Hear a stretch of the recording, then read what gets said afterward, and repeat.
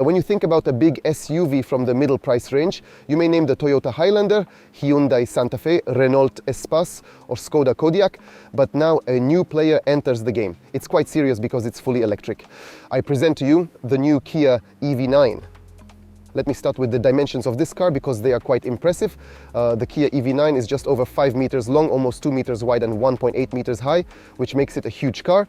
On top of that, the bold design, almost like a tank, strengthens this impression. According to Kia, the appearance of the EV9 is in line with their company's design philosophy, and that's defined as opposites united. Translating this into plain language, it's about combining simple classic lines with modernity, and in my opinion, it really works. Because this car has something from the Mercedes G-Class. It's super classic, and no one will say it's old. Looking at this car from the front, you should immediately associate this with the digital tiger face, or at least that's what the manufacturer wants us to see. And to be honest, I don't know what the Korean tiger looks like, but the tigers I know definitely don't look like this. The back is a bit less classic, but in my opinion, also interesting. Massive rear lamps complement the massive rear, and despite the fact that there is a large body sheet here, it doesn't feel like the back is empty and something is missing. EV9 was built on the EGMP platform, which is short for Electric Global Modular Platform. As the name suggests, it's a platform prepared for electric cars, which allows, above all, placement of the battery in the floor, lowering the center of gravity and increasing cabin space. With the large wheelbase of the EV9, there should be a lot of room inside. Let's check it out. Let's start with the front part of the interior and the style of the cockpit. I must admit that it is quite similar to the exterior. It's quite classic, but at the same time modern. Because it's almost only horizontal lines, you get the impression that it's much greater. In front of the driver there are 3 screens, 2 12.3-inch screens and 1 in the middle, with controls for air conditioning, which is 5.3-inch big. When we inspect the fitment of this interior, the top part of dashboard is hard here. It's soft on this part, but unfortunately there is not much of this soft material. Here we have a nice texture, here we have another texture, and again, it's soft. The material below that part is hard. But what I like in this car is that every material you touch has a nice feel and you don't think like someone has saved money on the plastics. What is worth paying attention to are the seats, which in this case are equipped with the relax mode. So if you want, you can electrically move the seat away. You can pull out the footrest, which actually surprised me because I thought that it will pull up, but it doesn't. I can't use it, which is quite strange because it does not support my feet. I'm 183 centimeters tall and can't find a use for this feature. Together with my colleague, we agreed that I should be wearing a name tag saying I'm learning, but we're on a presentation. So I'm just getting to know this car, and pardon me, I was so wrong about this relaxation function because there is a second button here, which when you press it, and it hopefully works now. Oh yeah. So first it goes forward, you have the impression that something's going in the wrong direction, but in a moment the seat will start to unfold and you can rest here during charging it. The Kia EV9 is available as a 6 or 7-seater. As you can see, I have a 6-seater, but not completely equipped. The choice of the version has a big impact on convenience features and comfort. Look at this. When it comes to knee room and space above my head, there's no need to show that because you can see there is plenty of it. But what's really cool here is when you set the car in the pause mode, you can turn on the relaxation as I showed you in the front. The same can happen in the back.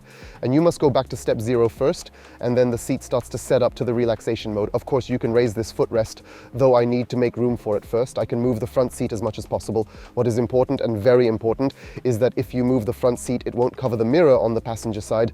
The driver can still see it.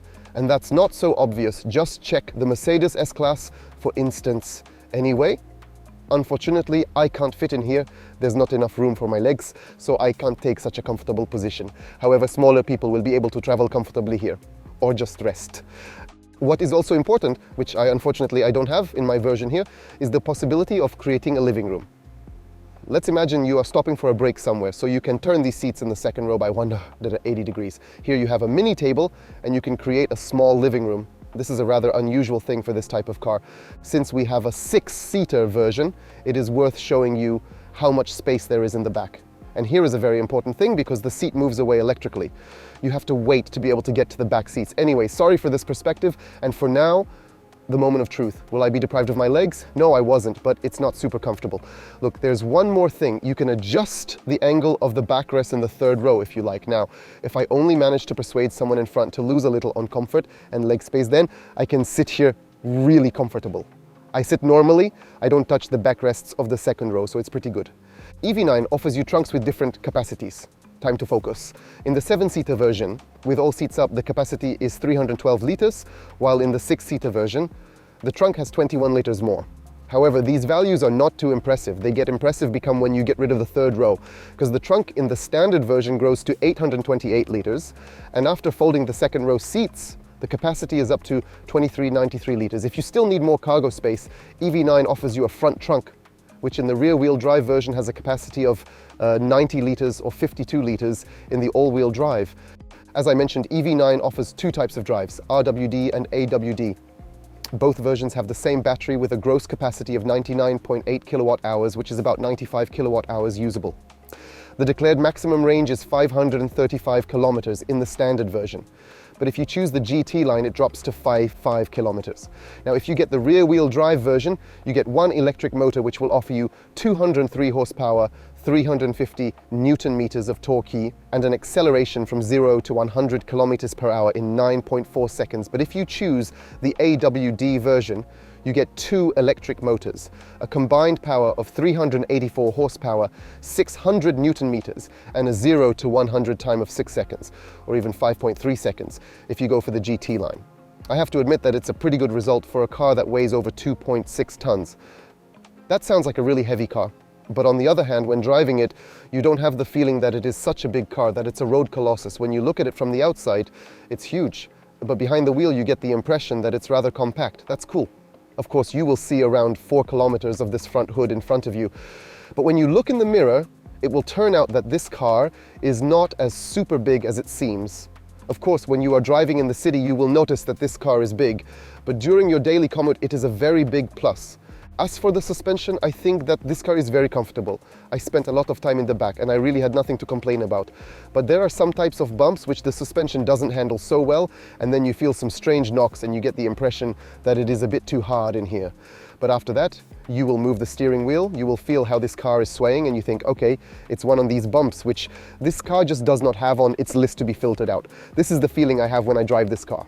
Because in general, EV9 is a really comfortable car. There are quite a few driving modes to choose from. You have Eco, Normal, Sport and My Drive. But additionally, there are also off-road modes like snow, gravel and mud. So it may turn out that Kia EV9 is an outstanding off-road veteran. But this we can find out only when we get this car for a longer test. Because here, during the first drives, unfortunately, we didn't have the opportunity to test this car on unpaved roads. V2L technology was first introduced in the Kia EV6. The EV9 has it as standard. It allows you to power devices directly from the battery. You just need to plug in the connector into the charging port. V2B and V2H mean the ability to power a building or a house. So Kia EV9 can become a power for your whole home. What I also like in the EV9, in contrast to the EV6, is that Kia has given up on this steering wheel taken from a Warthog. Here you get a different steering wheel, a rather big one, just like the whole car, although its shape is much more acceptable, at least for me. It looks more modern and really better than the one in the EV6. I would like to point out the energy consumption. After driving for 150 kilometers on a country road at 70-90 kilometers per hour, we have 21 kilowatt hours per 100 kilometers, which is a pretty high value. When we hit 130 kilometers per hour on the highway, the trip computer showed over 30 kilowatt hours per 100 kilometers. That's a lot. We were driving with 3 people on board with some luggage. I'm talking about cabin luggage. Well, you could expect some lower consumption. In the end, I will mention the seats because I have to admit that they are quite comfortable and have interesting headrests. I didn't show this before. The back seats, there are optional headrests that you can adjust to your head. It's a bit like in the Skoda Superb. So when you fall asleep, your head stays stable. There's nothing to complain about. I think everyone will find a comfortable position for themselves, especially since these seats offer a wide range of setting. At the end, you are probably interested in the prices, and here it gets interesting because Kia asks for 323,900 PLN in its basic version with RWD and 203 horsepower. In my opinion, however, to not regret your decision, it is worth considering only the version with AWD, which offers 181 horsepower, more for all wheels, but unfortunately costs 20,000 PLN more than the standard version. The top GT line is an expense of 368,900 PLN.